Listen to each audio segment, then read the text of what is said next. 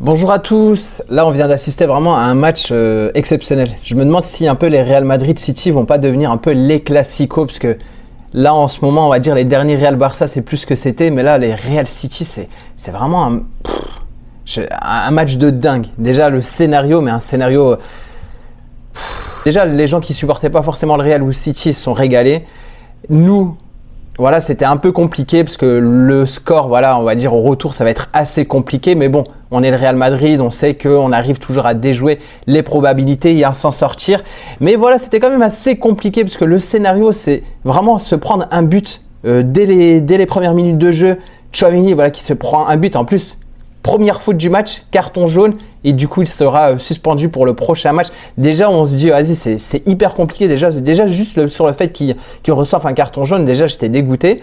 Et après le fait, enfin vraiment l'erreur de placement, je sais pas si on peut dire ouais c'est vraiment une erreur de Lounine, mais à la base c'était aussi une erreur que Tchouaméni fasse cette faute là dès les premières minutes. Et là où on se posait déjà la question, est-ce qu'il fallait mettre Tchouaméni, est-ce qu'il fallait mettre Nacho, là je commençais déjà à regretter le choix de Carlo Ancelotti en me disant mais pourquoi il a pas mis Nacho en fait.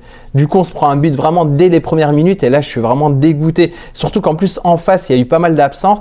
On a eu l'absence de De Bruyne, apparemment il était malade, donc c'était confirmé que Walker et Ake n'ont pas fait le voyage, donc ils étaient aussi absents. Donc on avait vraiment un City qui était on va dire réduit, en sachant qu'au retour ils vont récupérer tous ces joueurs qui étaient absents sûrement. De Bruyne c'est sûr qu'il le récupère parce qu'il était malade, et Nathan Ake ou Walker. Du coup on aura vraiment une équipe de City plus fort que sur ce match aller. Donc voilà, on se prend un but dès les premières minutes. Franchement je suis dégoûté, je me dis attends mais c'est abusé. Et voilà, on a quand même le Real vraiment qui arrive à s'en sortir. Vraiment Camavinga, ça faisait un moment que voilà, je voulais qu'il percute un peu, qu'il se lance et qu'il tire de loin.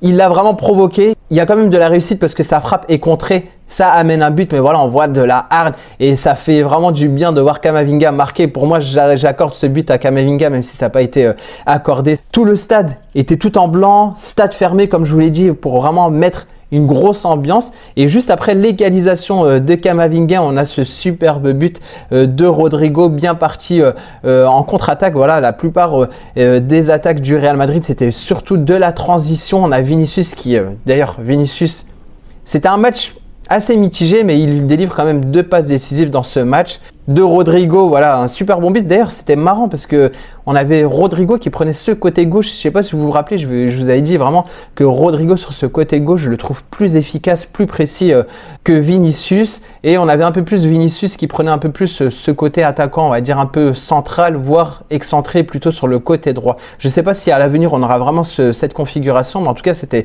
vachement intéressant. Je pense que ça a aussi un peu perturbé, on va dire, la défense de City qui pensait retrouver Vinicius sur ce côté gauche. Donc voilà, en tout cas Rodrigo vient marquer un deuxième but et 2-1 dès la 15e minute, juste après avoir concédé un but dès les premières minutes. C'était vraiment on se dit, déjà quand on voit ça, déjà ça m'a fait penser déjà au scénario un peu fou d'il y a 2 ans. Et déjà quand on voit ce match, déjà 3 buts dès les 15 premières minutes, on se dit bah voilà, ça va pas être un match normal, ça va être un truc assez dingue. Donc globalement j'ai pris quelques notes parce que c'était vraiment un match à 100 à l'heure. Et voilà, je trouvais ça intéressant le duo brésilien Rodrigo et Vinicius, parce que pour moi je trouvais que à eux deux ils arrivaient à vraiment faire du mal à cette défense, à les faire reculer. Ils étaient vraiment présents et ça faisait du bien. À contrario, à côté on avait Haaland qui était assez bien muselé par Rudiger. Voilà, Rudiger Haaland, ce duel, on sait qui gagne. Rudiger déjà l'année dernière, il avait gagné ce duel. Défensivement, c'était super bien.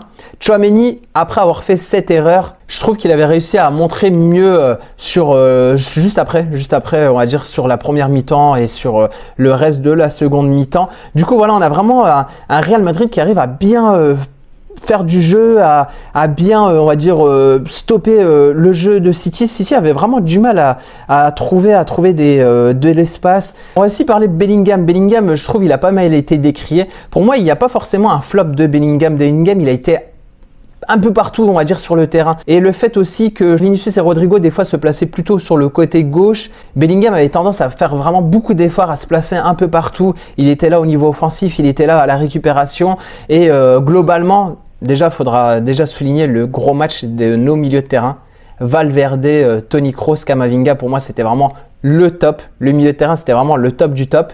Et c'est pour ça que Bellingham, il s'en sort un peu, on va dire, un peu moins en dessous entre les attaquants Rodrigo, Vini et le milieu de terrain. On va dire, il était un peu dans l'autre deux, mais je trouve que Bellingham a fait quand même un très bon match. Il était quand même essoufflé à la fin, mais bon, je pense que c'est la faute quand même de Carlo Ancelotti. Il faudra revenir dessus. Carlo Ancelotti a vraiment tendance à faire des changements hyper tardivement. Vous voyez un Bellingham qui était assez carbonisé. C'est bizarre parce que on sait que le Real a quand même eu du temps pour préparer ce match, a eu le temps de se reposer. Bellingham, du coup, il y a certains matchs qu'il n'a pas joué, donc il avait vraiment de quoi se reposer. Donc voilà, c'était...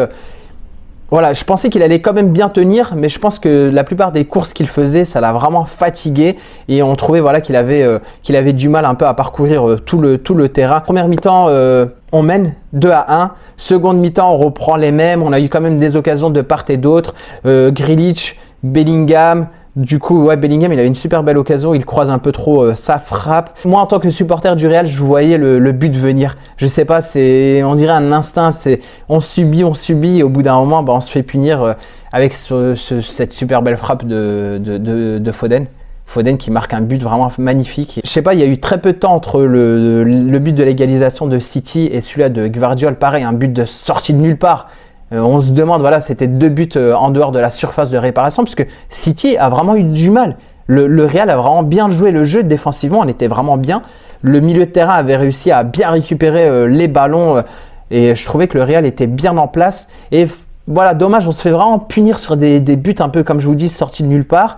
Et à la fin, Carlo Ancelotti, comme par hasard, il fait encore des changements très tard. Il fait rentrer Modric que je trouve voilà, qu'il a fait du bien. Brahim, je l'ai un peu moins vu.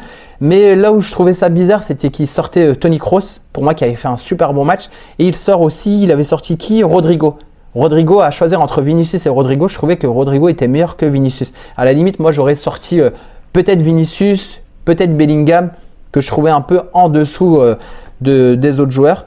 Et voilà, il y a un moment, j'ai eu une période où vraiment ça m'avait commencé à me saouler. Je me suis dit, bon, ça y est, on va perdre ce match. En plus, ça faisait un moment qu'on n'avait pas perdu à Bernabéu et que le retour s'annonçait vraiment très mal jusqu'à ce que Valverde vraiment nous délivre et qui marque ce magnifique but. Et je sais même pas si c'est vraiment en concurrence avec celui-là de Foden, mais vraiment la super belle passe de Vinicius.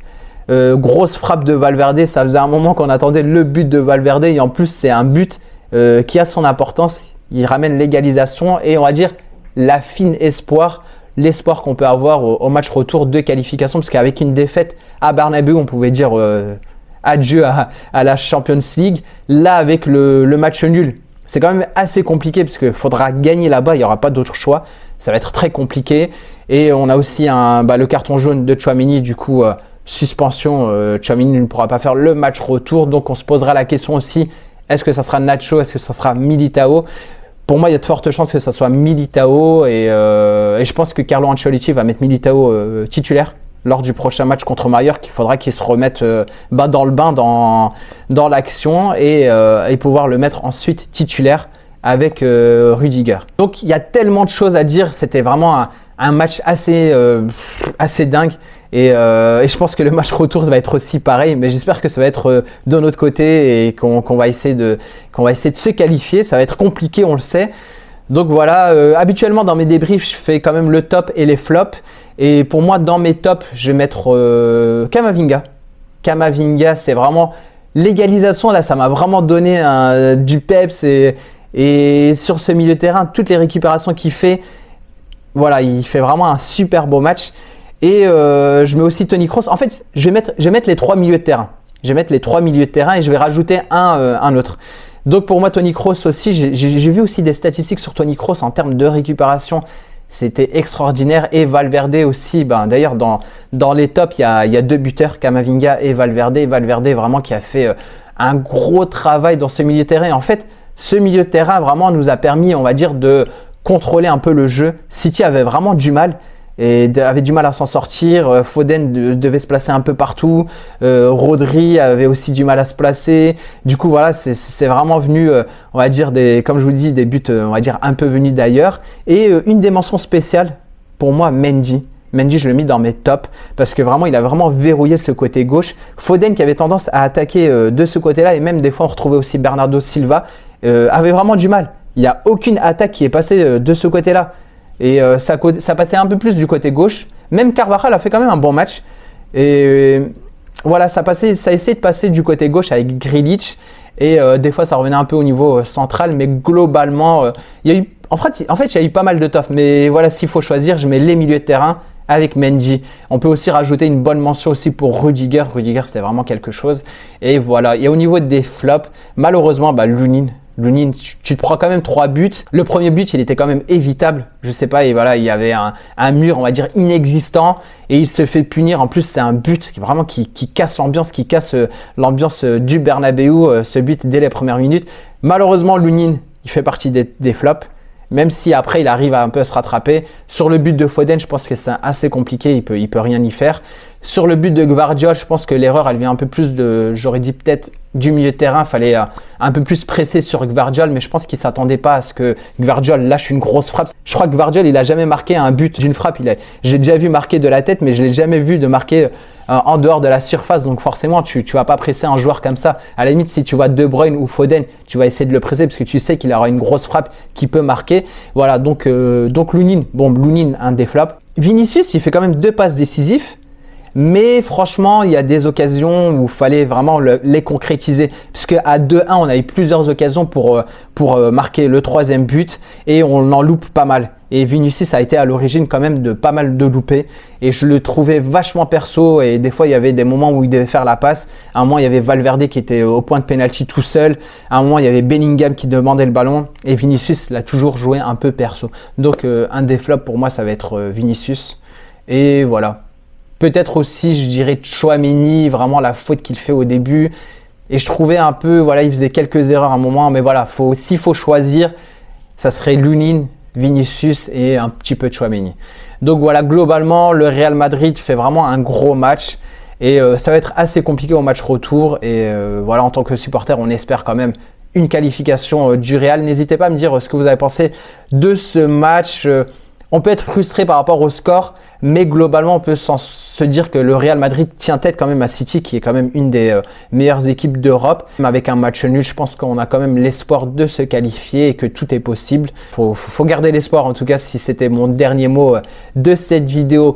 Et voilà, en tout cas, merci d'avoir regardé jusqu'au bout. Si tu as regardé jusqu'au bout, n'hésite pas à liker. Si tu aimes mes vidéos, n'hésite pas aussi à t'abonner si ce n'est pas encore fait. On parlera prochainement de la prochaine rencontre. C'est un déplacement contre Majorque et ensuite, dès la semaine prochaine, on aura le match retour mercredi contre City.